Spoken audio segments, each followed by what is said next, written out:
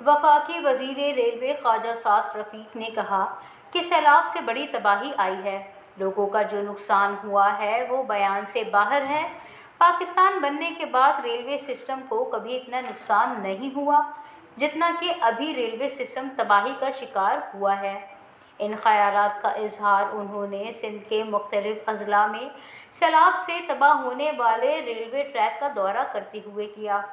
Jacobabad railway junction पर दौरे के बाद मीडिया से गुफ्तगू करते हुए उन्होंने कहा, लोगों का तो जो नुकसान हुआ है उसका तो बयान से बाहर है। आप सबको पता है सिंध में और बलूचिस्तान में बहुत ज़्यादा तबाही हुई है। तो रेलवे सिस्टम भी पाकिस्तान बनने के बाद कोई ऐसी तबाही नहीं हुई जितनी अब हुई है रेलवे सिस्टम के साथ।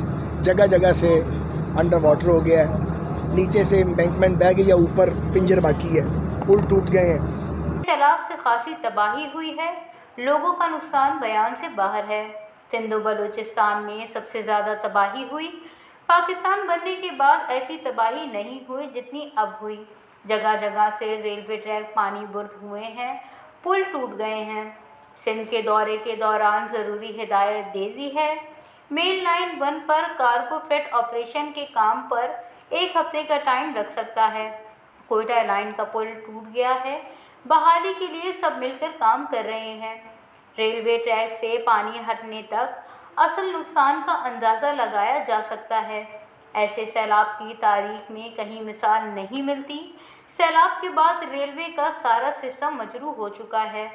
उन्होंने वज़ीर आज़म के भीख मांगने वाले बयान का दिफा करते हुए कहा कि वज़ीर आज़म सच कह रहे हैं। 75 सालों में जो गलतियां हुई हैं इसमें हम सब शामिल हैं। 22 करोड़ का मुल्क है, एटमी ताकत है, लेकिन पीने का साफ पानी लोगों को नहीं मिलता। तन पर कपड़े नहीं, घर बह गए हैं। क्या अपने गिरबान में हमने झांका नहीं? अगर अब हम गलतियों का एतराफ़ नहीं करेंगे तो और गलतियां करेंगे। हमें सीख कर जान लेना चाहिए कि इस मुल्क के साथ इंसाफ नहीं किया गया।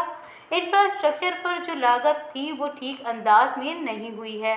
3 करोड़ लोग मुतासिर हुए हैं। मुतासिरीन से पूछें, इनसे इनका पाकिस्तान तो लुट गया है। वश न्यूज़, जैकबाबाद।